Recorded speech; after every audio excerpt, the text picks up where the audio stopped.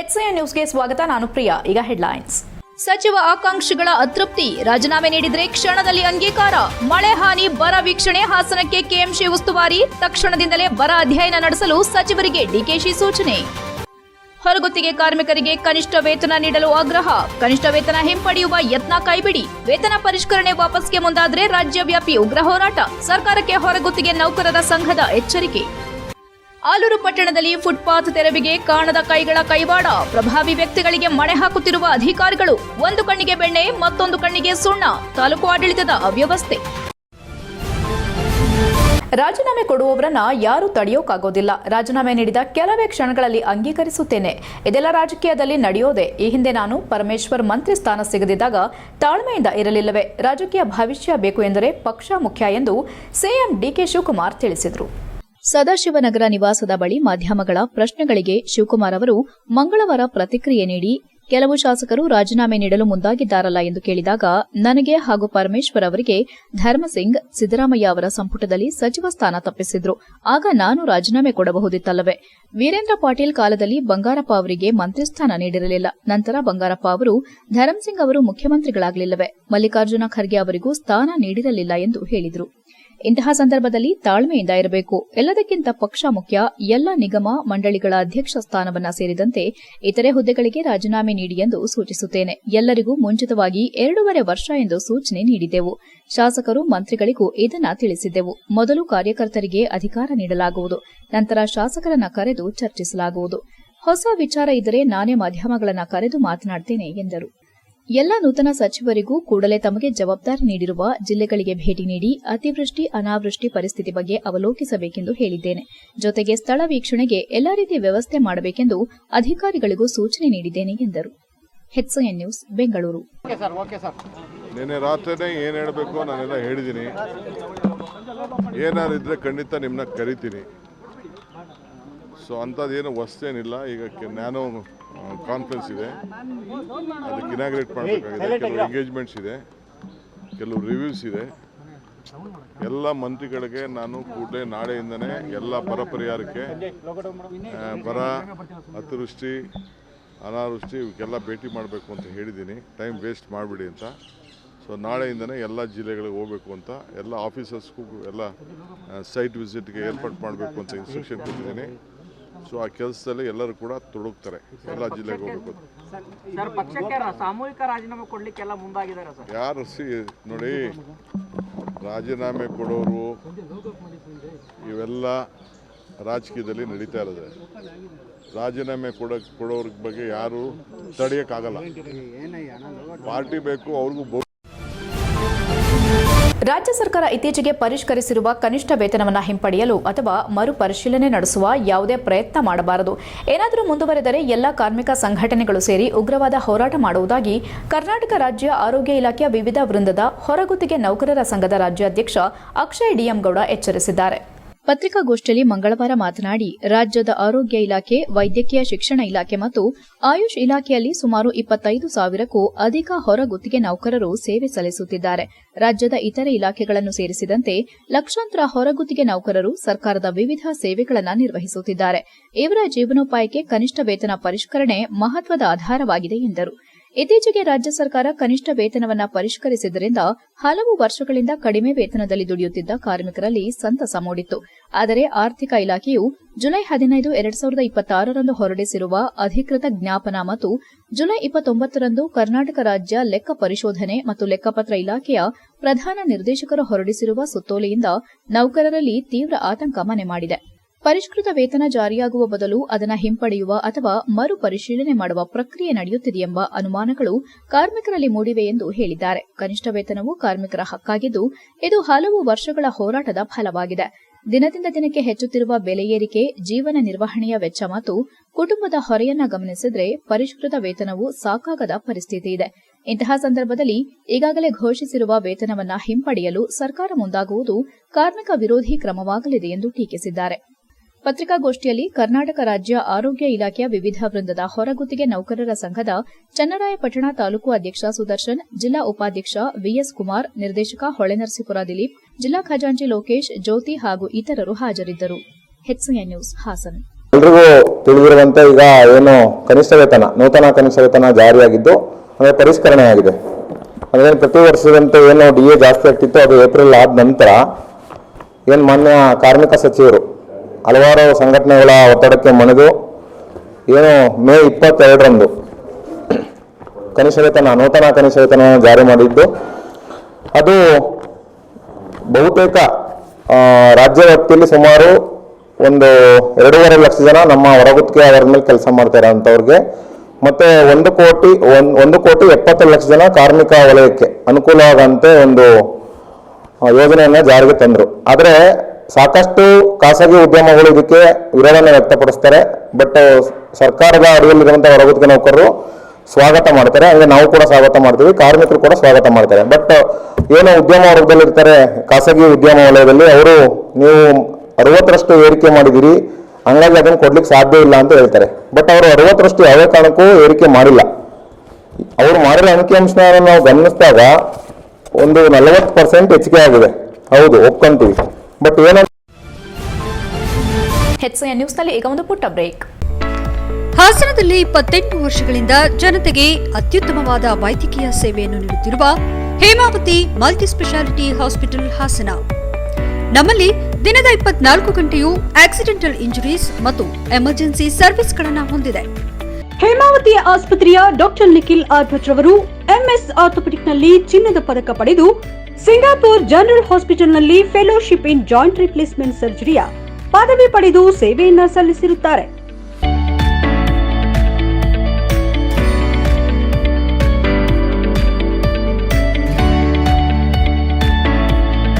ನಮ್ಮಲ್ಲಿ ಆಂಬ್ಯುಲೆನ್ಸ್ ಸೇವೆಯೂ ಲಭ್ಯ. ಇನ್ನೇಕೆ ತಡ? ನೀವು ಯಾವುದೇ ಮೂಳೆ ಸಮಸ್ಯೆ ಹೊಂದಿದರೆ ಹಿಂದೆ ಭೇಟಿ ನೀಡಿ. ಹೇಮಾವತಿ ಮಲ್ಟಿ ಸ್ಪೆಷಾಲಿಟಿ ಹಾಸ್ಪಿಟಲ್, ಉತ್ತರ ಬಡಾವಣೆ, ಹಾಸನ. ಬ್ರೇಕ್ನ ನಂತರ HCN ನ್ಯೂಸ್ಗೆ ಸ್ವಾಗತ. ರೈತರ ಹಿತಾಸಕ್ತಿ ಕಾಪಾಡುವುದು, ಕೆರೆಗಳಿಗೆ ನೀರು ಹರಿಸುವುದು, ರೈತರಿಗೆ ವಿದ್ಯುತ್ ಮತ್ತು ಬೆಳೆಗಳಿಗೆ ನ್ಯಾಯಯುತ ಬೆಲೆ ಒದಗಿಸುವುದು ನನ್ನ ಮೊದಲ ಆದ್ಯತೆ. ಆದರೆ ನಾನು ಮಾಡಿದ ಕೆಲಸಕ್ಕೆ ಬೇರೆಯವರು ಕ್ರೆಡಿಟ್ ಪಡೆಯಲು ರಾಜಕೀಯ ಮಾಡುವುದು ಸರಿಯಲ್ಲ ಎಂದು ಶಾಸಕ HK ಸುರೇಶ್ ಹೇಳಿದರು. ಸುದ್ದಿಗಾರರೊಂದಿಗೆ ಸೋಮವಾರ ಮಾತನಾಡಿದ ಅವರು, ಎತ್ತಿನಹೊಳೆ ಯೋಜನೆಯಡಿ ಬೇಲೂರು ಕ್ಷೇತ್ರದ ವಿವಿಧ ಕೆರೆಗಳಿಗೆ ನೀರು ಹರಿಸುವ ಕಾಮಗಾರಿಯು ಹಂತ ಹಂತವಾಗಿ ನಡೆಯುತ್ತಿದೆ. ಜೊತೆಗೆ ಹಳೇಬೀಡು, ದ್ವಾರಸಮುದ್ರ ಕೆರೆ ಈಗಾಗಲೇ ಭರ್ತಿಯಾಗಿದ್ದು, ನಂತರ ಅಡಗೂರು, ಡನಾಯಕನಹಳ್ಳಿ, ಗೋಣಿಸೋಮನಹಳ್ಳಿ, ಘಟ್ಟದಹಳ್ಳಿ, ದ್ಯಾವಪ್ಪನಹಳ್ಳಿ, ಕೋಮಾರನಹಳ್ಳಿ ಸೇರಿದಂತೆ ಇತರೆ ಕೆರೆಗಳಿಗೆ ನೀರು ಹರಿಸುವ ಯೋಜನೆ ರೂಪಿಸಲಾಗಿದೆ. ಅಲ್ಲದೆ ಈ ವಿಚಾರವಾಗಿ ಅಧಿಕಾರಿಗಳೊಂದಿಗೆ ನಿರಂತರ ಸಂಪರ್ಕದಲ್ಲಿದ್ದು ಕಾಮಗಾರಿ ವೇಗವಾಗಿ ನಡೆಯುತ್ತಿದೆ ಮತ್ತು ಈ ಕಾಮಗಾರಿಗೆ ಭೂ ಸ್ವಾಧೀನ ಹಾಗೂ ತಾಂತ್ರಿಕ ಅಡೆತಡೆ ಎದುರಾಗಿದ್ದವು. ಆದರೆ ಒಬ್ಬ ರೈತರ ಜಮೀನಲ್ಲಿ ಪೈಪ್ಲೈನ್ ಹಾದು ಹೋಗಬೇಕಿದ್ದ ಕಾರಣ ನಾನೇ ಖುದ್ದಾಗಿ ಅಧಿಕಾರಿಗಳೊಂದಿಗೆ ರೈತರ ಮನೆಗೆ ತೆರಳಿ ಮನವೊಲಿಸಿದ್ರಿಂದ ಅವರು ಸಹ ಸಹಕಾರ ನೀಡಿದ ಪರಿಣಾಮ ಕಾಮಗಾರಿ ಮುಂದುವರೆದಿದೆ. ಹೆಚ್ಚಿನ ಪ್ರಮಾಣದಲ್ಲಿ ನೀರು ಹರಿಯುವ ಸಂದರ್ಭ ಪ್ರವಾಹದ ಪರಿಸ್ಥಿತಿ ಉಂಟಾಗದಂತೆ ತಾಂತ್ರಿಕ ಕ್ರಮಗಳನ್ನು ಕೈಗೊಳ್ಳಲಾಗುತ್ತಿದೆ.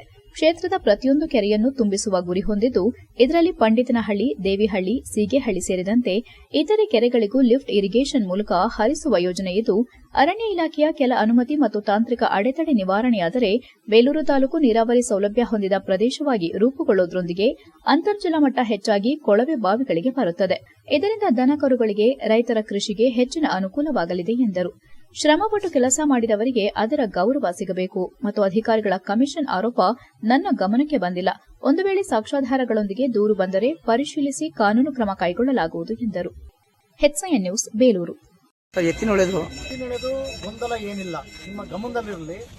ಶ್ರಮ ಪರಿಶ್ರಮ ಈ ಕ್ಷೇತ್ರದ ಸೇವಕನ ಮುಂದೆ ಇರತಕ್ಕಂಥದ್ದು, ರೈತರ ಹಿತವನ್ನು ಕಾಪಾಡ್ತಕ್ಕಂಥದ್ದು, ರೈತರಿಗೆ ನೀರು ಹರಿಸ್ತಕ್ಕಂಥದ್ದು, ರೈತರಿಗೆ ಕರೆಂಟ್ ಕೊಡಿಸ್ತಕ್ಕಂಥದ್ದು, ರೈತರ ಬೆಳೆಗಳಿಗೆ ಬೆಳೆದಂಥ ಬೆಳೆಗೆ ಬೆಲೆಯನ್ನು ಕೊಡಿಸ್ತಕ್ಕಂಥದ್ದು, ಬಿಳಿ ಸುಳಿ ರೋಗ ಆಗಿರ್ತಕ್ಕಂಥದ್ದಕ್ಕೆ ಪರಿಹಾರವನ್ನು ಕೊಡಿಸ್ತಕ್ಕಂಥದ್ದು, ಇದು ನನ್ನ ಮುಂದೆ ಇರತಕ್ಕಂಥ ಆದ್ಯತೆ.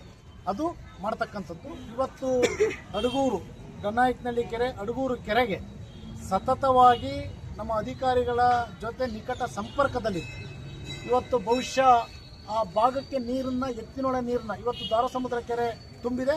ಪರಮಪೂಜ್ಯರ ಆಶೀರ್ವಾದದಿಂದ ಅದಕ್ಕೆ ಬಾಗಣವನ್ನು ಸಹ ಅರ್ಪಿಸಿದ್ದೀವಿ.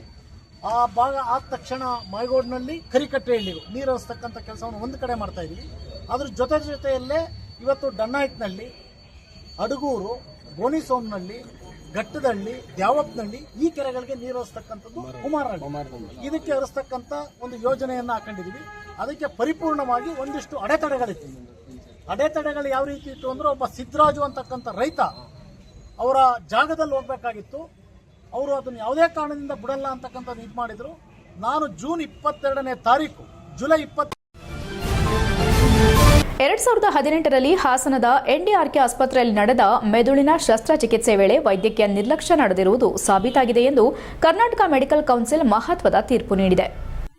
ಪ್ರಕರಣದಲ್ಲಿ ನ್ಯೂರೋ ಸರ್ಜನ್ ಡಾಕ್ಟರ್ ಆರ್ಎಸ್ ಚೈತನ್ಯ ವಿರುದ್ಧ ವೃತ್ತಿಪರ ದುರ್ನಡತೆ ಮತ್ತು ವೈದ್ಯಕೀಯ ನಿರ್ಲಕ್ಷ್ಯ ಸಾಬೀತಾಗಿರುವ ಹಿನ್ನೆಲೆ ಅವರ ಹೆಸರನ್ನ 2 ತಿಂಗಳ ಕಾಲ ವೈದ್ಯಕೀಯ ನೋಂದಣಿ ಪಟ್ಟಿಯಿಂದ ಅಮಾನತುಗೊಳಿಸುವಂತೆ ಕೌನ್ಸಿಲ್ ಆದೇಶಿಸಿದೆ ಎಂದು ಹೊಳೆನರಸೀಪುರದ ಆರ್ ಸುಮಾ ತಿಳಿಸಿದರು. ಪತ್ರಿಕಾಗೋಷ್ಠಿಯಲ್ಲಿ ಮಂಗಳವಾರ ಮಾತನಾಡಿ, ಇದೇ ವೇಳೆ ಪ್ರಕರಣದಲ್ಲಿ ಪ್ರತಿವಾದಿಯಾಗಿರುವ ಎನ್ಡಿಆರ್ಕೆ ಆಸ್ಪತ್ರೆ ವಿರುದ್ಧ ಕಾನೂನು ಪ್ರಕಾರ ಅಗತ್ಯ ಕ್ರಮ ಕೈಗೊಳ್ಳುವಂತೆ ಕರ್ನಾಟಕ ಖಾಸಗಿ ವೈದ್ಯಕೀಯ ಸಂಸ್ಥೆಗಳ ಪ್ರಾಧಿಕಾರ ಹಾಸನಕ್ಕೆ ಪ್ರಕರಣವನ್ನು ವರ್ಗಾಯಿಸಿ ಶಿಫಾರಸು ಮಾಡಲಾಗಿದೆ. ನಮ್ಮ ಕುಟುಂಬವು ವೈದ್ಯರನ್ನ ದೇವರ ಸಮಾನವೆಂದು ನಂಬಿತ್ತು. ತಂದೆ ಅನಾರೋಗ್ಯಕ್ಕೆ ಒಳಗಾದಾಗ ವೈದ್ಯರು ಸೂಚಿಸಿದ ಎಲ್ಲಾ ಪರೀಕ್ಷೆಗಳು, ಚಿಕಿತ್ಸೆ ಮತ್ತು ಶಸ್ತ್ರಚಿಕಿತ್ಸೆ ಮಾಡಿಸಿದ್ದೇವೆ. ಆದರೆ ವೈದ್ಯರ ನಿರ್ಲಕ್ಷ್ಯ ಮತ್ತು ಆಸ್ಪತ್ರೆಯ ಉಡಾಫೆ ವರ್ತನೆಯಿಂದ ನಮ್ಮ ಕುಟುಂಬ ತೀವ್ರ ಸಂಕಷ್ಟ ಅನುಭವಿಸಬೇಕಾಯಿತು. ತಂದೆಯ ಪ್ರಾಣ ಉಳಿಸಲು ಮತ್ತೊಂದು ಆಸ್ಪತ್ರೆಗೆ ಕರೆದೊಯ್ದು ಚಿಕಿತ್ಸೆ ಪೂರ್ಣಗೊಳಿಸಬೇಕಾಯಿತು ಎಂದರು.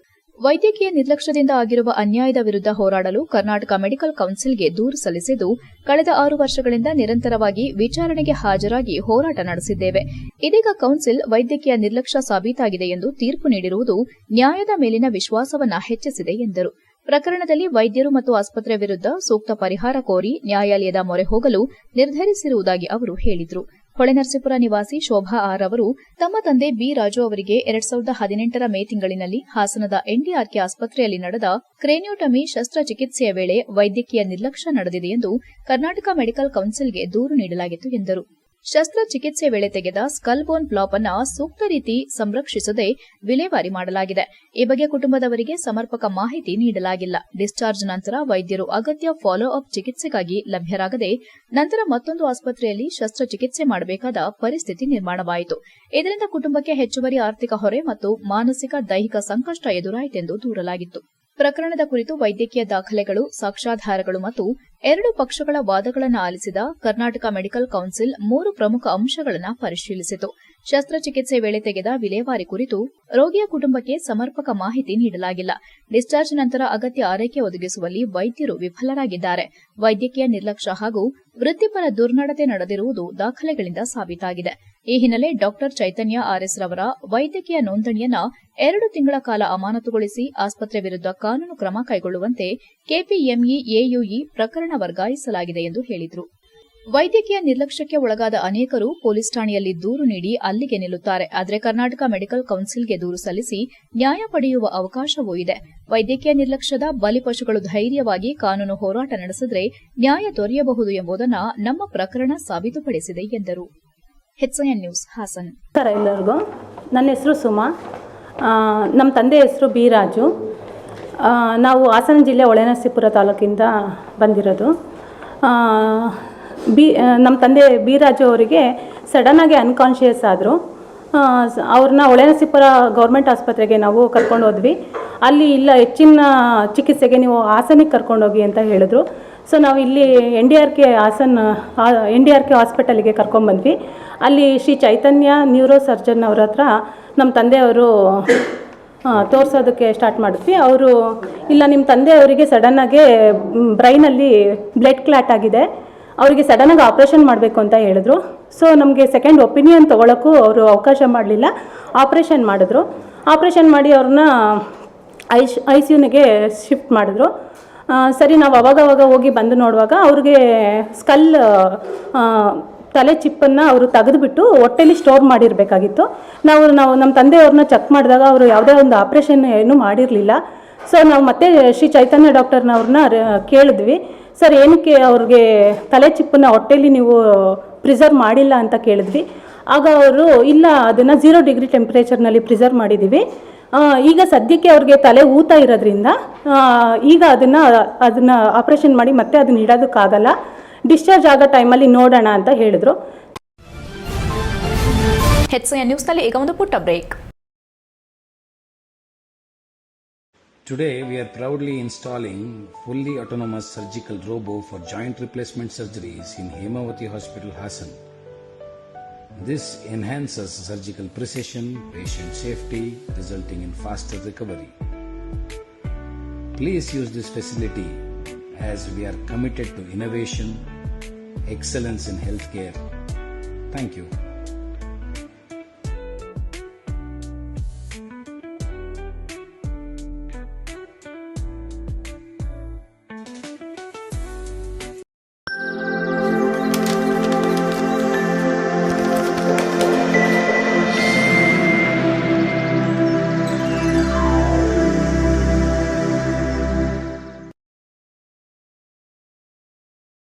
ಬ್ರೇಕ್ನ ನಂತರ HCN ನ್ಯೂಸ್ಗೆ ಸ್ವಾಗತ.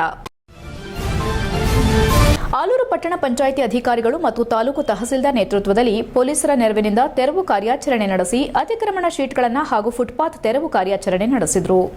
ಆಲೂರು ಪಟ್ಟಣದಲ್ಲಿ ವಾಣಿಜ್ಯ ಮಳಿಗೆ ವರ್ತಕರು ಸಾರ್ವಜನಿಕರಿಗೆ ಓಡಾಟ ನಡೆಸದಂತೆ ಪ್ರತಿ ಅಂಗಡಿಯವರು ಅತಿಕ್ರಮಣವಾಗಿ ಅಂಗಡಿ ಮುಂಭಾಗ ಶೀಟ್ಗಳನ್ನು ಅಳವಡಿಸಿಕೊಂಡು ಫುಟ್ಪಾತ್ ಮೇಲೆ ತಮ್ಮ ವಸ್ತುಗಳನ್ನು ಇಟ್ಟುಕೊಂಡು ವ್ಯಾಪಾರ ನಡೆಸುತ್ತಿದ್ದರು. ನಂತರ ಪಟ್ಟಣ ಪಂಚಾಯಿತಿ ಅಧಿಕಾರಿಗಳು ಮತ್ತು ತಾಲೂಕು ತಹಸೀಲ್ದಾರ್ ನೇತೃತ್ವದಲ್ಲಿ ಪೊಲೀಸರ ನೆರವಿನಿಂದ ತೆರವು ಕಾರ್ಯಾಚರಣೆ ನಡೆಸಿ ಅತಿಕ್ರಮಣ ಶೀಟ್ಗಳನ್ನು ಹಾಗೂ ಫುಟ್ಪಾತ್ ತೆರವು ಕಾರ್ಯಾಚರಣೆ ನಡೆಸಿದ್ರು. ಆದರೆ ತೆರವು ಕಾರ್ಯಾಚರಣೆ ಕೇವಲ ಮಧ್ಯಮ ವರ್ಗದ ಬಡಜನರಿಗೆ ಸೀಮಿತವಾಯಿತೇ ಹೊರತು ದೊಡ್ಡವರಿಗೆ ಇದು ಅನ್ವಯಿಸಿಲ್ಲ. ಪಟ್ಟಣ ಪಂಚಾಯಿತಿ ಅಧಿಕಾರಿಗಳು ಮತ್ತು ತಹಸೀಲ್ದಾರ್ ಹಾಗೂ ಪೊಲೀಸರು ಬೀದಿ ಬದಿ ವ್ಯಾಪಾರ ಮಾಡಿಕೊಂಡು ಜೀವನ ಸಾಗಿಸುತ್ತಿದ್ದ ವ್ಯಾಪಾರಸ್ಥರನ್ನ ಗುರಿಯಾಗಿಟ್ಟುಕೊಂಡು ತೆರವು ಕಾರ್ಯಾಚರಣೆ ನಡೆಸಿದ್ರು. ಆದರೆ ಅಕ್ರಮವಾಗಿ ಫುಟ್ಪಾತ್ ಆವರಿಸಿಕೊಂಡು ಅನಧಿಕೃತವಾಗಿ ಶೀಟ್ಗಳನ್ನು ಅಳವಡಿಸಿಕೊಂಡಿರುವ ಪ್ರಭಾವಿ ವ್ಯಕ್ತಿಗಳ ಶೀಟ್ಗಳನ್ನು ತೆರವುಗೊಳಿಸಲು ಸಾಧ್ಯವಾಗಿಲ್ಲದಿರುವುದು ಸಾರ್ವಜನಿಕರ ಕೆಂಗಣ್ಣಿಗೆ ಗುರಿಯಾಗಿದೆ. ತಹಸೀಲ್ದಾರ್ ಮತ್ತು ಪಟ್ಟಣ ಪಂಚಾಯಿತಿ ಅಧಿಕಾರಿಗಳ ಈ ನಡೆಗೆ ಸಾರ್ವಜನಿಕರು ಆಕ್ರೋಶ ವ್ಯಕ್ತಪಡಿಸುತ್ತಿದ್ದಾರೆ.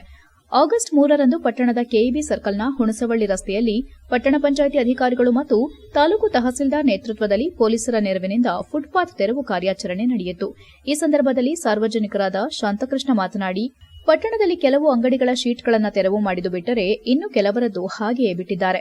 ಅವರ ಅಂಗಡಿ ಮುಂದಿನ ಶೀಟ್ಗಳನ್ನು ತೆರವು ಮಾಡಿಸಲು ಇವರ ಕೈಯಲ್ಲಿ ಏಕೆ ಆಗುತ್ತಿಲ್ಲ? ಅಧಿಕಾರಿಗಳು ಮತ್ತು ತಹಸೀಲ್ದಾರ್ ಅವರು ಜನಸಾಮಾನ್ಯರಿಗೆ ತೊಂದರೆ ನೀಡುವುದಲ್ಲದೆ ಒಂದು ಕಣ್ಣಿಗೆ ಬೆಣ್ಣೆ ಮತ್ತೊಂದು ಕಣ್ಣಿಗೆ ಸುಣ್ಣ ಹಚ್ಚುತ್ತಿದ್ದಾರೆ ಎಂದರು.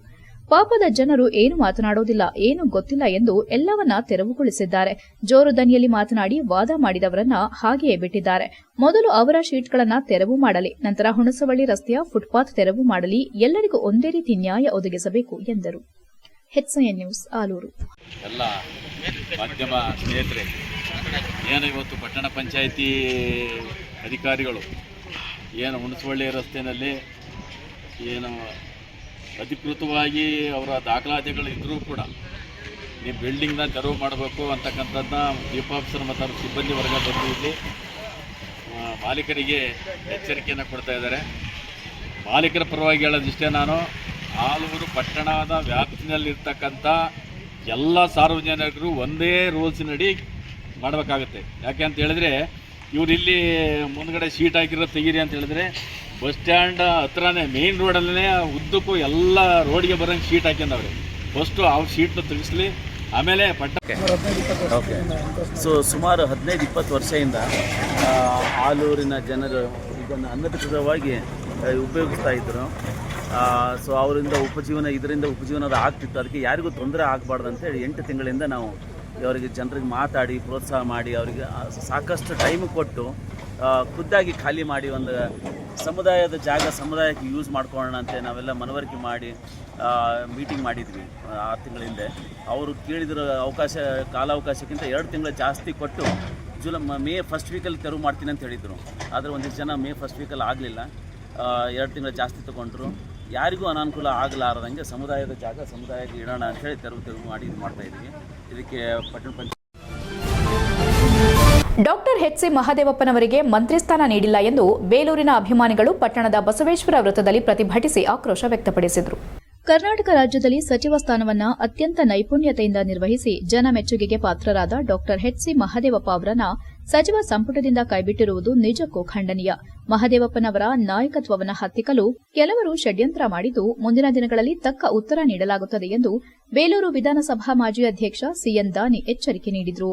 ಬೇಲೂರು ಪಟ್ಟಣದ ಬಸವೇಶ್ವರ ವೃತ್ತದ ಬಳಿ ಪ್ರತಿಭಟನೆ ನಡೆಸಿದ ಬಳಿಕ ಸುದ್ದಿಗಾರರೊಂದಿಗೆ ಮಾತನಾಡಿದ ಅವರು, ರಾಜ್ಯ ರಾಜಕಾರಣದಲ್ಲಿ ಹಿರಿಯ ಹಾಗೂ ಅನುಭವಿ ನಾಯಕರಾಗಿ ಗುರುತಿಸಿಕೊಂಡಿರುವ ಡಾ ಎಚ್.ಸಿ. ಮಹದೇವಪ್ಪ ಅವರಿಗೆ ಸಚಿವ ಸಂಪುಟದಲ್ಲಿ ಸೂಕ್ತ ಸ್ಥಾನಮಾನ ದೊರೆಯದಿರುವುದು ಅವರ ಅಭಿಮಾನಿಗಳು ಮತ್ತು ಬೆಂಬಲಿಗರಲ್ಲಿ ಅಸಮಾಧಾನಕ್ಕೆ ಕಾರಣವಾಗಿದೆ ಎಂದರು. ದೀರ್ಘಕಾಲದಿಂದ ರಾಜಕೀಯ ಕ್ಷೇತ್ರದಲ್ಲಿ ಸಕ್ರಿಯರಾಗಿರುವ ಡಾ ಎಚ್.ಸಿ. ಮಹದೇವಪ್ಪ ಅವರು ವಿವಿಧ ಹಂತಗಳಲ್ಲಿ ಸಚಿವರಾಗಿ ಕಾರ್ಯನಿರ್ವಹಿಸಿ ಆಡಳಿತಾತ್ಮಕ ಅನುಭವ ಹೊಂದಿರುವ ಹಿರಿಯ ನಾಯಕರು. ಸಾಮಾಜಿಕ ನ್ಯಾಯ, ಹಿಂದುಳಿದ ವರ್ಗಗಳ ಅಭಿವೃದ್ಧಿ, ಶಿಕ್ಷಣ, ಗ್ರಾಮೀಣಾಭಿವೃದ್ಧಿ ಸೇರಿದಂತೆ ಹಲವು ವಿಚಾರಗಳಲ್ಲಿ ತಮ್ಮದೇ ಆದ ರಾಜಕೀಯ ನಿಲುವು ಮತ್ತು ಹೋರಾಟದ ಹಿನ್ನೆಲೆಯನ್ನು ಹೊಂದಿದ್ದಾರೆ ಎಂದರು. ದಲಿತ ಮುಖಂಡ ಕೆಡಿಪಿ ಸದಸ್ಯ ನವೀನ್ ಮಾತನಾಡಿ, ಹಿರಿಯರಿಗೆ ಗೌರವ ನೀಡುವುದು ಪಕ್ಷದ ಜವಾಬ್ದಾರಿ. ಅನುಭವ, ಸಾಮರ್ಥ್ಯ ಮತ್ತು ಜನಪರ ಕಾಳಜಿಯನ್ನ ಹೊಂದಿರುವ ಮಹದೇವಪ್ಪ ಅವರಿಗೆ ಸಚಿವ ಸಂಪುಟದಲ್ಲಿ ಸೂಕ್ತ ಜವಾಬ್ದಾರಿ ನೀಡಬೇಕು. ಅವರ ಅನುಭವ ರಾಜ್ಯದ ಅಭಿವೃದ್ಧಿಗೆ ಸಹಕಾರಿಯಾಗಲಿದೆ ಎಂದರು. ಈ ಸಂದರ್ಭದಲ್ಲಿ ದಲಿತ ಮುಖಂಡರಾದ ರಾಯಪುರ ರವಿ, ಸತೀಶ್, ಚಂದ್ರು, ವೆಂಕಟೇಶ್, ನಾಗರಾಜ್ ಸೇರಿದಂತೆ ಇನ್ನು ಮುಂತಾದವರು ಹಾಜರಿದ್ದರು. HN news, Belur. ನಿನ್ನೆ ನಡೆದಿರತಕ್ಕಂಥ ಸರ್ಕಾರದ 2ನೇ ಹಂತದ ಸಚಿವ ಸಂಪುಟದಲ್ಲಿ ನಮ್ಮ ರಾಜ್ಯಾದ್ಯಂತ ಇರತಕ್ಕಂಥ ದಲಿತರ ಧ್ವನಿಯಾಗಿರ್ತಕ್ಕಂಥ ಎಚ್.ಸಿ. ಮಹದೇವಪ್ಪ ಸಾಹೇಬರಿಗೆ ಅವಕಾಶವನ್ನ ಕಲ್ಪಿಸಿಕೊಡೋದ್ರಲ್ಲಿ ಇವತ್ತು ದುರುದ್ದೇಶದಿಂದ, ಪೂರ್ವ ಸಿದ್ಧತೆಯಿಂದ ಅವ್ರನ್ನ ಹತ್ತಿಕ್ಕಂತ ಕೆಲಸ, ಅವ್ರ ನಾಯಕತ್ವವನ್ನು ಹತ್ತಿಕ್ಕಂತ ಕೆಲಸ ಮಾಡೋದ್ರ ಮುಖಾಂತರ ಅವರು ಸಚಿವ ಸಂಪುಟವನ್ನ ತಪ್ಪಿಸಿದ್ದಾರೆ. ಇದರ ಹಿಂದೆ ಯಾರೇ ಇರಲಿ ಅವರಿಗೆ ಮುಂದಿನ ದಿನಗಳಲ್ಲಿ ಸರಿಯಾದ ಉತ್ತರವನ್ನು ಕೊಡೋದ್ರ ಮುಖಾಂತರ ನಾವು ಅವರಿಗೆ ಗಮನವನ್ನ ಸೆಳಿತೀವಿ. ದಲಿತರು ರಾಜ್ಯಾದ್ಯಂತ ಮಹದೇವಪ್ಪ ಸಾಹೇಬರಿಗೆ ರಾಜ್ಯಾದ್ಯಂತ ಅವರದೇ ಅಂತ ಅನುಯಾಯಿಗಳು, ಇವತ್ತು ನಮ್ಮಂತ ಸಾವಿರಾರು ಲಕ್ಷಾಂತರ ಜನ ಕಾರ್ಯಕರ್ತರು ಇವತ್ತು ಅವರ ನಡೆನ ಅವಲಂಬಿಸಿರೋಂಥ ಕಾರ್ಯಕರ್ತರು ಇದ್ದಾರೆ. ಜೊತೆ ಅವರೇನು 6-7 ಬಾರಿ ಇವತ್ತು ಗೆದ್ದು 40 ವರ್ಷಗಳ ಸುದೀರ್ಘ ಅವಧಿಯಲ್ಲಿ ಇವತ್ತು ಅಧಿಕಾರ ಇರಲಿ ಇಲ್ಲದ ಹೋಗ್ಲಿ, ನಾವು ನಿರಂತರವಾಗಿ ನಾನು ಒಂದು 20 ವರ್ಷದಿಂದ ಅವ್ರನ್ನ ನೋಡ್ತಾ ಬಂದಿದ್ದೀನಿ. ರಾಜ್ಯಾದ್ಯಂತ ಸುತ್ತಿ ನಮ್ಮ ದಲಿತ ಸಮುದಾಯನ ಆಗ್ಬೋದು, ಜನಸಂಖ್ಯೆನ ಇವತ್ತು ಒಗ್ಗೂಡಿಸ್ತಕ್ಕಂಥ ಕೆಲಸ, ಸಂಘಟನೆ ಕೆಲಸ ಮಾಡ್ತಾ ಎಲ್ಲ ಒಂದು ಸಮಸ್ಯೆಗಳಿಗೆ ಎಲ್ಲ ಸ್ಪಂದಿಸ್ತಾ ಇವತ್ತು ರಾಜ್ಯ ಮಟ್ಟದಲ್ಲಿ ಅವರು ಇವತ್ತು ಒಂದು ಹೆಸರು ಮಾಡಿದ್ದಾರೆ. ಅದ್ರ ಜೊತೆ ಅವ್ರ ಹತ್ರ ಯಾರೇ ಹೋಗ್ಲಿ ಅವರಿಗೆ ಸ್ಪಂದಿಸಿ ಅವರಿಗೆ ಕಷ್ಟವನ್ನ ಬಗೆಹರಿಸಿಕೊಡ್ತಕ್ಕಂಥ ಕೆಲಸವನ್ನು ಮಾಡಿದ್ದಾರೆ. ಏನಿವತ್ತು ಪ್ರಜಾಪ್ರಭುತ್ವ ವ್ಯವಸ್ಥೆಯನ್ನ, ಸಂವಿಧಾನವನ್ನ ಹೆಚ್ಎನ್ ನ್ಯೂಸ್ನಲ್ಲಿ ಈಗ ಒಂದು ಪುಟ್ಟ ಬ್ರೇಕ್. ಓ ರಮೇಶ, ಹಾಯ್ ಸುರೇಶ, ನೀನೇನೋ ಇಲ್ಲಿ? ನನ್ ಮಗನ್ನ PU ಜೊತೆಗೆ CA ಮಾಡ್ಸೋಣ ಅಂದ್ರೆ ನನ್ನ ಮಗ ಸ್ಪೋರ್ಟ್ಸ್ ಕಲ್ಚರಲ್ಸ್ ಅಂತಿದ್ದಾನೆ. ಏನ್ ಮಾಡೋದು? ಅದಕ್ಕೆ ಟೆನ್ಷನ್. ಡೈರೆಕ್ಟ್ ಆಗಿ ಕರ್ಕೊಂಡು ಹೋಗಿ ಪ್ರತಿ ಸಲ 100% ರಿಸಲ್ಟ್ ತಗೋತಿರೋ ನಮ್ಮ ಸೆಂಟ್ರಲ್ ಕಾಮರ್ಸ್ ಕಾಲೇಜ್ಗೆ ಸೇರ್ಸು. ಅಲ್ಲಿ ಪ್ರತಿ ವರ್ಷ ಸ್ಟೇಟ್ ರ್ಯಾಂಕ್ಸ್ ಹಾಗೆ ಜಿಲ್ಲೆಗೆ ಫಸ್ಟ್ ರ್ಯಾಂಕ್ ತಗೊಳ್ಳೋ ಜೊತೆಗೆ CA, CS ಗೆ ಕೋಚಿಂಗ್ ಕೊಟ್ಟು ಒಳ್ಳೆ ರಿಸಲ್ಟ್ ಕೊಡ್ತಿರೋ ಜಿಲ್ಲೆಯ ನಂಬರ್ 1 ಕಾಮರ್ಸ್ ಕಾಲೇಜು. ಅಲ್ಲ, CA ಕೇಳಿದೀನಿ, CS ಅಂದ್ರೆ ಕಂಪನಿ ಸೆಕ್ರೆಟರಿ ಅಂತ. ಅದು CA ತರನೇ ಪ್ರೊಫೆಷನಲ್ ಕೋರ್ಸು. ಇಡೀ ಜಿಲ್ಲೆಯಲ್ಲಿ CS ಗೆ ಕೋಚಿಂಗ್ ಕೊಡ್ತಿರೋದು ಇದೊಂದೇ ಕಾಲೇಜು. ಜೊತೆಗೆ PU, ಡಿಗ್ರಿ ಎಲ್ಲ ಸ್ಟೂಡೆಂಟ್ಸ್ ಗೂ advance Excel, SAP, Tally, power BI ತರ ಆಡ್ ಆನ್ ಕೋರ್ಸ್ ಗಳು ಇವೆ. ಇಷ್ಟೇ ಅಲ್ಲಪ್ಪ, ಡಿಗ್ರಿ ಸ್ಟೂಡೆಂಟ್ಸ್ ಗೆ ಪ್ಲೇಸ್ಮೆಂಟ್ ಟ್ರೈನಿಂಗ್ ಕೊಟ್ಟು ಕ್ಯಾಂಪಸ್ ಇಂಟರ್ವ್ಯೂ ಮಾಡಿಸ್ತಾರೆ. ಮತ್ತೆ ಪ್ರತಿ ವರ್ಷ ಕಾಲೇಜಿನ 50 ರಿಂದ 60 ವಿದ್ಯಾರ್ಥಿಗಳು ಒಳ್ಳೊಳ್ಳೆ ಕಂಪನಿಗೆ ಸೆಲೆಕ್ಟ್ ಆಗ್ತಿದ್ದಾರೆ. ಜೊತೆಗೆ ಸ್ಪೋರ್ಟ್ಸ್ ನಲ್ಲಿ ಈ ಕಾಲೇಜ್ ನ ಮಕ್ಕಳು ಸ್ಟೇಟ್ ಮತ್ತೆ ನ್ಯಾಷನಲ್ಸ್ ಗೂ ಹೋಗ್ತಾರೆ. ಕಲ್ಚರಲ್ಸ್ ಗೆ ಟ್ಯಾಲೆಂಟ್ ಹಂಟ್ ಅಂತ ಹಬ್ಬನೇ ಮಾಡ್ತಾರೆ. ಹಾಗಾದ್ರೆ ಕಾಮರ್ಸ್ ಮಕ್ಕಳಿಗೆ ಬೇಕಿರೋ A to Z ಇದೊಂದೇ ಕಾಲೇಜ್ ನಲ್ಲಿ ಸಿಗುತ್ತೆ ಅಂತ ಆಯ್ತು. ಹೌದು, ಹುಡುಗರಿಗೂ ಹುಡುಗಿಯರಿಗೂ ಪ್ರತ್ಯೇಕ ಹಾಸ್ಟೆಲ್ ವ್ಯವಸ್ಥೆ ಕೂಡ ಇದೆ. ಅದೇ ನಮ್ಮ ಸೆಂಟ್ರಲ್ ಕಾಮರ್ಸ್ ಕಾಲೇಜ್. ಪ್ರವೇಶಾತಿಗಾಗಿ ಸಂಪರ್ಕಿಸಿ central commerce PU college, Saibaba temple ಎದುರು, ಸಾಲಗಾಮಿ ರಸ್ತೆ, ಹಾಸನ.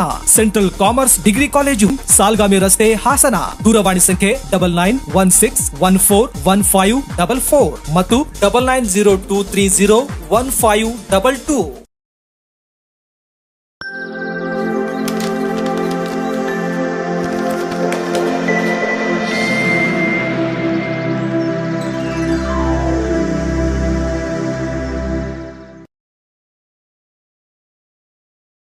ಬ್ರೇಕ್ನ ನಂತರ ಹೆಚ್ಎನ್ ನ್ಯೂಸ್ಗೆ ಸ್ವಾಗತ. ರಾಜ್ಯ ಸರ್ಕಾರ ಮಂತ್ರಿಮಂಡಲ ರಚನೆಯಲ್ಲಿ ಸಾಕಷ್ಟು ಪ್ರಯಾಸ ಪಟ್ಟಿದ್ದರೂ ಸಮತೋಲನ ಕಾಪಾಡುವಲ್ಲಿ ವಿಫಲವಾಗಿದೆ ಎಂದು ಮಾಜಿ ಸಚಿವ ಎಚ್.ಕೆ. ಕುಮಾರಸ್ವಾಮಿ ಟೀಕಿಸಿದರು. ಸುದ್ದಿಗಾರರೊಂದಿಗೆ ಮಾತನಾಡಿದ ಅವರು, ರಾಜ್ಯದ ಹಲವು ಭಾಗಗಳಿಗೆ ಸಮರ್ಪಕ ಪ್ರಾತಿನಿಧ್ಯ ಸಿಕ್ಕಿಲ್ಲ. ಸುಮಾರು 10 ಜಿಲ್ಲೆಗಳಿಗೆ ಸಚಿವ ಸ್ಥಾನ ದೊರೆಯದಿರುವುದು ಪ್ರಾದೇಶಿಕ ಅಸಮಾಧಾನಕ್ಕೆ ಕಾರಣವಾಗಿದೆ. ಮಹಿಳೆಯರಿಗೆ ಸಚಿವ ಸಂಪುಟದಲ್ಲಿ ಸೂಕ್ತ ಪ್ರಾತಿನಿಧ್ಯ ನೀಡದಿರುವುದು ಕೂಡ ಸರ್ಕಾರದ ನಿರ್ಧಾರದ ಕುರಿತು ಪ್ರಶ್ನೆಗಳನ್ನು ಹುಟ್ಟುಹಾಕಿದೆ ಎಂದರು. ಸಚಿವ ಸಂಪುಟ ರಚನೆಯಲ್ಲಿ ಜನತಾದಳವನ್ನು ಗುರಿಯಾಗಿಸಿಕೊಂಡು ರಾಜಕೀಯ ಲೆಕ್ಕಾಚಾರ ಮಾಡಲಾಗಿದೆ. ಜನತಾದಳದಿಂದ ವಲಸೆ ಬಂದವರಿಗೆ ಹೆಚ್ಚಿನ ಆದ್ಯತೆ ನೀಡಲಾಗಿದೆ ಎಂದು ಆರೋಪಿಸಿದರು. ರಾಜ್ಯದ ಹಲವು ಜಿಲ್ಲೆಗಳು ಈಗಾಗಲೇ ಮಳೆ ಕೊರತೆ ಮತ್ತು ಬರದ ಆತಂಕವನ್ನ ಎದುರಿಸುತ್ತಿವೆ. ಇಂತಹ ಸಂದರ್ಭದಲ್ಲಿ ಸರ್ಕಾರದ ಗಮನ ಜನರ ಸಮಸ್ಯೆಗಳ ಪರಿಹಾರದ ಕಡೆ ಇರಬೇಕಾಗಿದ್ದು, ರಾಜಕೀಯ ಸಮೀಕರಣಗಳತ್ತ ಹೆಚ್ಚು ಒಲವು ತೋರಿರುವುದು ಸರಿಯಲ್ಲ ಎಂದು ಅಭಿಪ್ರಾಯಪಟ್ಟರು. ಬರ ಪರಿಸ್ಥಿತಿಯನ್ನ ಸಮರ್ಥವಾಗಿ ನಿರ್ವಹಿಸಲು ಸರ್ಕಾರ ತಕ್ಷಣವೇ ಅಗತ್ಯ ಮುನ್ನೆಚ್ಚರಿಕೆ ಕ್ರಮಗಳನ್ನು ಕೈಗೊಳ್ಳಬೇಕು. ರೈತರು ಹಾಗೂ ಸಾರ್ವಜನಿಕರ ಸಮಸ್ಯೆಗಳಿಗೆ ಆದ್ಯತೆ ನೀಡುವ ಮೂಲಕ ಆಡಳಿತ ನಡೆಸಬೇಕೆಂದು ಆಗ್ರಹಿಸಿದರು. HCN news, Sakleshpur. ಬಹುಶಃ 2 ತಿಂಗಳ ನಂತರ ಏನು ಕರ್ನಾಟಕ ರಾಜ್ಯ ಸಚಿವ ಸಂಪುಟ ರಚನೆಯಾಯಿತು, ಬಹುಶಃ 2 ತಿಂಗಳು ಆ ಪಕ್ಷದ ಹೈಕಮಾಂಡ್ ಇಷ್ಟೊಂದು ತ್ರಾಸ ತಗೊಂಡ್ರೆ ಈ ಸಂಪುಟವನ್ನು ರಚಿಸೋದಕ್ಕೆ ಅನ್ನೋ ಅನುಮಾನ ನಮಗೆ ಕಾಡ್ತಾ ಇದೆ. ಅದೇನೇ ಇರಲಿ, ನಿನ್ನೆ ಆಗಿರ್ತಕ್ಕಂಥ ರಚನೆ ಮತ್ತು ಆ ಪಟ್ಟಿ ನೋಡಿದರೆ ಬಹುಶಃ ಸರ್ಕಾರದವರು ಜನತಾದಳವನ್ನು ಮತ್ತು ಜನತಾದಳದ ನಾಯಕರನ್ನು ಗುರಿಯಾಗಿಟ್ಟುಕೊಂಡು ಮಾಡಿದ್ದಾರೆ ಅನ್ನೋ ಅಂತ ಅನುಮಾನ ನಮಗೆ ಬರ್ತಾ ಇದೆ. ಏಕೆಂದರೆ ನಮ್ಮವರೇ ಜಾಸ್ತಿ ಇದ್ದಾರೆ ಇಲ್ಲಿ. ನಮ್ಮ ಟೀಮ್, ಹಳೆ ಟೀಮ್ ನಾವು ಹೇಳಿದ್ದು ಅವರೇ ಅಲ್ಲಿ ಜಾಸ್ತಿ ಇದ್ದಾರೆ. ಅದರಿಂದ ಬಹುಶಃ ಕುಮಾರಸ್ವಾಮಿಯವರು ಜನತಾದಳ ಎಲ್ಲರನ್ನೂ ಗುರಿ ಮಾಡಿ ಅವ್ರನ್ನ ಹಿಡಿಯೋದಕ್ಕೆ ಏನೋ ಮಾಡಿರ್ಬೋದು ಅಂತ ಅನ್ನಿಸ್ತಾ ಇದೆ. ಆದರೂ ಅವ್ರಿಗೆ ಶುಭಾಶಯ ಹೇಳ್ತೀವಿ, ಸ್ವಾಗತ ಹೇಳ್ತೀವಿ. ಒಂದು ಆಮೇಲೆ ಆ ಸಂಪುಟದಲ್ಲಿ ಆರೋಪಿಗಳಿದ್ದಾರೆ. ನ್ಯಾಯಾಲಯದಲ್ಲಿ ನಡೀತಿದೆ ಕೇಸು, ಜಾಮೀನು ಬಂದಿದ್ದಾರೆ ಅಷ್ಟೇ, ಅದು ಆರೋಪ ಮುಕ್ತರಾಗಿಲ್ಲ. ಉದಾಹರಣೆಗೆ ನಾಗೇಂದ್ರ ಅವರು ಚುನಾವಣೆಯಲ್ಲಿ ಹಣ ತಗೊಂಡಿರೋದು, ಡ್ರಾ ಮಾಡಿರೋದು, ಬ್ಯಾಂಕ್ಗಳಲ್ಲಿ ವಹಿವಾಟಿದೆ, ಎಲ್ಲ ಕಡೆ ಅದು ಗೊತ್ತಾಗಿದೆ. ಆದರೂ ಅಂಥ ಆರೋಪಿಗಳನ್ನೂ ಕೂಡ ಅವರು ಇಟ್ಕೊಂಡಿದ್ದಾರೆ, ಹೊಸದಾಗಿ ತಗೊಂಡಿದ್ದಾರೆ. ಅದರ ಬಗ್ಗೆ ನಮ್ಮ ತಕರಾರಿದೆ. ಅದಕ್ಕೆ ಮುಖ್ಯಮಂತ್ರಿಗಳು ಮೊನ್ನೆ ಶಿವಕುಮಾರ್ ಅವರು ಉತ್ತರ ಹೇಳ್ತಾರೆ. ಒಂದು ಭಾಳ ದುಃಖಕರ ವಿಚಾರ ಅಂದರೆ ಒಬ್ಬರು ಮಹಿಳಾ ಶಾಸಕಿಗೆ ಅವಕಾಶ ಕೊಟ್ಟಿದ್ದಾರೆ. ಅದು ಅವ್ರ ಪಕ್ಷದ ವಿಚಾರ, ಅದು ನಾವು ಕೇಳಲ್ಲ. ಆದರೂ ಒಬ್ಬ ಮಹಿಳೆಯ ಹಕ್ಕನ್ನು ರಕ್ಷಿಸುವ ದೃಷ್ಟಿಯಿಂದ ನಾವೆಲ್ಲ ಮಹಿಳೆಯರು ಕೂಡ, ಇಲ್ಲಿರೋರು ಎಲ್ಲರೂ ಕೂಡ ಕೇಳ್ತಾ ಇದ್ದಾರೆ. ಕನಿಷ್ಠ ಒಬ್ಬ ಮಹಿಳೆಗೆ 34 ಜನರಲ್ಲಿ ಒಂದೇ ಒಂದು ಮಹಿಳೆಗೆ, ಅದು ಮಹಿಳೆಯರಿಗೆ ಮಾಡಿದಂಥ ಅವಮಾನ ಮತ್ತು ಮಹಿಳಾ ಮೀಸಲಾತಿಗೆ ಅವರು ತೊಡಕು ಮಾಡ್ತಿದ್ದಾರೆ, ಅವ್ರಿಗೆ ಆಸಕ್ತಿ ಇಲ್ಲ ಅನ್ನೋದನ್ನು, ಕಾಂಗ್ರೆಸ್ ಪಕ್ಷಕ್ಕೆ ಇಲ್ಲ ಅನ್ನೋದನ್ನು ಇದು ಎತ್ತಿ ತೋರಿಸ್ತಾ ಇದೆ. ಇದು ನಮ್ಮ ಗೌರವಾನ್ವಿತ ಮಹಿಳೆಯರೇ ಇದ್ರ ಬಗ್ಗೆ ಯೋಚನೆ ಮಾಡಬೇಕು ಅನ್ನೋದು ನಮ್ಮ ಒಂದು ಒತ್ತಾಯ. ಆಮೇಲೆ 4ನೇದಾಗಿ ಪ್ರಾದೇಶಿಕ ಅಸಮತೋಲನ. ಕೆಲವು ಜಿಲ್ಲೆಗೆ 3, ಕೆಲವು 2, ಕೆಲವರು ಒಂದೇ ಕಮ್ಯುನಿಟಿ ಕೊಟ್ಟಿದ್ದಾರೆ. 10 ಜಿಲ್ಲೆ ಇನ್ನೂ ವಂಚಿತವಾಗಿದೆ. 10 ಜಿಲ್ಲೆಗಳಿಗೆ ಇನ್ನೂ ಪ್ರಾತಿನಿಧ್ಯ ಕೊಟ್ಟಿಲ್ಲ. ಯಾವ ರೀತಿ ಹೇಳೋರು ಆಡಳಿತ ಮಾಡ್ತಾರೆ, ಹೇಗೆ ಸಂಭಾಳಿಸ್ತಾರೆ? ಇಷ್ಟೊಂದು ಬರ, ಒಂದು ಕಡೆ ಬರ ಉತ್ತರ ಕರ್ನಾಟಕದಲ್ಲಿ, ನಮ್ಮ ಹಳೆ ಮೈಸೂರು, ನಮ್ಮ ಮಲೆನಾಡು ಭಾಗದಲ್ಲಿ 2-3 ಜಿಲ್ಲೆಯಲ್ಲಿ ಪ್ರವಾಹ ಪರಿಸ್ಥಿತಿ ಇದೆ, ಮಳೆ ಹೆಚ್ಚಿದೆ. ಇದ್ದರೂ ಕೂಡ ನಮ್ಮ ಹಾಸನ ಜಿಲ್ಲೆಯಲ್ಲಿ ಈಗ ನಾವು ಸಕಲೇಶಪುರ ಬೇಲೂರು ತಾಲೂಕಿನ ಯಾವುದೇ ಅರ್ಹ ಮತದಾರರು ಮತದಾರರ ಪಟ್ಟಿಯಿಂದ ವಂಚಿತರಾಗದಂತೆ ಬಿಎಲ್ಒಗಳು ಮನೆ ಮನೆಗೆ ತೆರಳಿ ಪರಿಶೀಲನೆ ನಡೆಸುವಂತೆ ಸೂಚನೆ ನೀಡಲಾಗಿದೆ ಎಂದು ಉಪವಿಭಾಗಾಧಿಕಾರಿ ರಜನಿಕಾಂತ್ ತಿಳಿಸಿದರು. ಬೇಲೂರು ತಾಲೂಕು ಕಚೇರಿಯಲ್ಲಿ ವಿವಿಧ ರಾಜಕೀಯ ಪಕ್ಷಗಳ ಮುಖಂಡರ ಸಭೆಯಲ್ಲಿ ಮಾತನಾಡಿದ ಅವರು, ಬೇಲೂರು ತಾಲೂಕಿನಲ್ಲಿ ಒಟ್ಟು 2,04,782 ಮತದಾರರಿದ್ದು, ಇದುವರೆಗೂ 90.81% ಪ್ರಗತಿ ಸಾಧಿಸಲಾಗಿದೆ. ಇನ್ನು 18,810 ಮತದಾರರ ಪರಿಶೀಲನೆ ಬಾಕಿಯಿದೆ ಎಂದು ಮಾಹಿತಿ ನೀಡಿದರು. ಮತದಾರರ ಪಟ್ಟಿಯಲ್ಲಿ ಅರ್ಹ ಮತದಾರರ ಹೆಸರು ಸೇರ್ಪಡೆಯಾಗದೆ ಉಳಿದಿದ್ದರೆ ಆಗಸ್ಟ್ 7ರ ಸಂಜೆ 5 ಗಂಟೆಯವರೆಗೆ ಹೆಸರು ಸೇರ್ಪಡೆಗೆ ಅವಕಾಶವಿದೆ. ಯಾರೂ ಮತದಾರರ ಪಟ್ಟಿಯಿಂದ ವಂಚಿತರಾಗಬಾರದು ಎಂಬುದು ಜಿಲ್ಲಾಧಿಕಾರಿಗಳ ಸೂಚನೆಯಾಗಿದ್ದು, ಅದರಂತೆ ಬಿಎಲ್ಒಗಳು ಪ್ರತಿ ಮನೆಗೆ 3 ಬಾರಿ ಭೇಟಿ ನೀಡಿ ಪರಿಶೀಲನೆ ನಡೆಸುವಂತೆ ನಿರ್ದೇಶಿಸಲಾಗಿದೆ ಎಂದರು. ಪರಿಶೀಲನೆ ವೇಳೆ ಸ್ಥಳಾಂತರಗೊಂಡವರು, ಮೃತಪಟ್ಟವರು ಹಾಗೂ 2 ಕಡೆ ಹೆಸರು ಹೊಂದಿದ್ದವರು ಸೇರಿದಂತೆ 8,402 ಹೆಸರುಗಳನ್ನು ಗುರುತಿಸಿ ಪಟ್ಟಿಯಿಂದ ಕೈಬಿಡಲಾಗಿದೆ. ಜೊತೆಗೆ ಮನೆಗಳಿಗೆ ಭೇಟಿ ನೀಡಿದಾಗ ಸಿಗದ ಹಾಗೂ ಮನೆ ಖಾಲಿಯಿದ್ದ 755 ಮತದಾರರನ್ನು ಗೈರು ಮತದಾರರ ಪಟ್ಟಿಗೆ ಸೇರಿಸಲಾಗಿದೆ ಎಂದರು. ಆಗಸ್ಟ್ 8 ಚುನಾವಣಾ ಆಯೋಗ ನಿಗದಿಪಡಿಸಿರುವ ಅಂತಿಮ ಗಡುವಾಗಿದ್ದು, ಅಷ್ಟರೊಳಗೆ 100% ಮತದಾರರ ಪಟ್ಟಿ ಪರಿಷ್ಕರಣೆ ಪೂರ್ಣಗೊಳಿಸಲು ಕ್ರಮ ಕೈಗೊಳ್ಳಲಾಗಿದೆ. ಹೊಸ ಮತದಾರರು ಆನ್ಲೈನ್ ಮೂಲಕ ಅರ್ಜಿ ಸಲ್ಲಿಸಿ ಮತದಾರರ ಗುರುತಿನ ಚೀಟಿ ಪಡೆಯಬಹುದಾಗಿದೆ ಎಂದರು. ತಾಲೂಕು ದಂಡಾಧಿಕಾರಿ ಶ್ರೀಧರ್ ಕಂಕನವಾಡಿ ಮಾತನಾಡಿ, ಮತದಾರರ ಪಟ್ಟಿಯಿಂದ ಹೊರಗುಳಿದಿರುವ ಅರ್ಹರನ್ನು ಗುರುತಿಸಿ ಸೇರ್ಪಡೆಗೊಳಿಸಲು ಬಿಎಲ್ಒಗಳೊಂದಿಗೆ ನಿರಂತರ ಸಭೆ ನಡೆಸಲಾಗುತ್ತಿದೆ ಎಂದರು. ಒಂದು ಮತಗಟ್ಟೆಯಲ್ಲಿ 1700ಕ್ಕೂ ಹೆಚ್ಚು ಮತದಾರರಿದ್ದರೆ ಹೆಚ್ಚುವರಿ ಮತಗಟ್ಟೆ ತೆರೆಯುವ ಕುರಿತು ಜಿಲ್ಲಾಧಿಕಾರಿಗಳಿಗೆ ವರದಿ ಸಲ್ಲಿಸಲು ಪಟ್ಟಿ ಸಿದ್ದಪಡಿಸಲಾಗಿದೆ. ರಾಜಕೀಯ ಪಕ್ಷಗಳ ಸಭೆಗೆ ಎಲ್ಲ ಮುಖಂಡರು ಕಡ್ಡಾಯವಾಗಿ ಹಾಜರಾಗಬೇಕು. ಯಾವುದೇ ಲೋಪದೋಷಗಳಿದ್ದರೆ ಸಭೆಯಲ್ಲೇ ಚರ್ಚಿಸಿ ಪರಿಹರಿಸಬಹುದು ಎಂದರು. ಸಭೆಯಲ್ಲಿ ಬಿಎಸ್ಪಿ ಮುಖಂಡ ಗಂಗಾಧರ ಬಹುಜನ್, ಬಿಜೆಪಿ ಮುಖಂಡ ರಂಗನಾಥ್, ಕಾಂಗ್ರೆಸ್ ಮುಖಂಡ ಸಚಿನ್, ಬಿಎಲ್ಒಗಳಾದ ಶಿವಮರಿಯಪ್ಪ ಸೇರಿದಂತೆ ವಿವಿಧ ಇಲಾಖೆಗಳ ಅಧಿಕಾರಿಗಳು ಮತ್ತು ಸಿಬ್ಬಂದಿ ಉಪಸ್ಥಿತರಿದ್ದರು. HCN news, Belur. ಇದು ನಮ್ಮ ರಿಜಿಸ್ಟ್ರೇಷನ್ ಬಗ್ಗೆ ಆಯಿತು. ಇನ್ನೂ ಸಾರ್ವಜನಿಕರಿಗೆ ಏನಾದರೂ ಆಕ್ಷೇಪಣೆ ಇದ್ದಲ್ಲಿ ನಾವು ಈಗ 18,810 ಲಿಸ್ಟ್ ಇದ್ದಾವಲ್ಲ, ಇವುಗಳನ್ನ ಎಲ್ಲ ರಾಜಕೀಯ ಮುಖಂಡರಿಗೆ ಒಂದೊಂದು ಹಾರ್ಡ್ ಕಾಪಿ ಕೊಡ್ತೀವಿ. ನಮ್ಮ ತಾಲೂಕು ಕಚೇರಿಯ ನೋಟಿಸ್ ಬೋರ್ಡಲ್ಲಿ ಆ ಲಿಸ್ಟ್ ಹಚ್ಚಿರ್ತೀವಿ. ಪ್ರತಿಯೊಂದು ಮತಗಟ್ಟೆಯ ಹೊರಗಡೆ ಈ ಲಿಸ್ಟನ್ನು ಹಚ್ಚಿರ್ತೀವಿ.